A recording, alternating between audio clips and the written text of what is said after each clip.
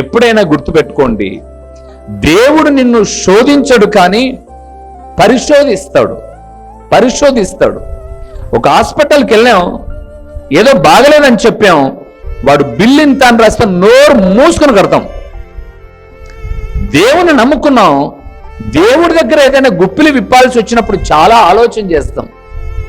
తగదు ప్రియులారా, ఎప్పుడు తగదు.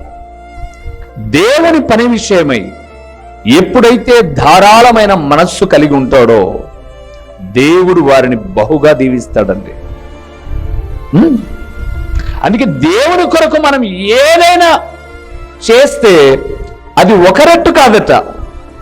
మనం ఇచ్చేది ఒక రెట్టే, ఒక భాగమే, కానీ దేవుడిచ్చేది 1కి 2 కాదు, 1కి 10 కూడా కాదు, 1కి 100 అని రాయబడింది. వాటితో పాటుగా నిత్య జీవమును స్వతంత్రించుకుంటాం. అంటే నిత్యము బ్రతికే బ్రతుకును మనం పొందుకుంటాం. ఈ లోకంలో కాదు, పరలోకములో. అందుకే నిత్య జీవాన్ని మనం పొందుకోవాలి అని అంటే దేవుని కొరకై త్యాగము చేసే మనసు ఉండాలి.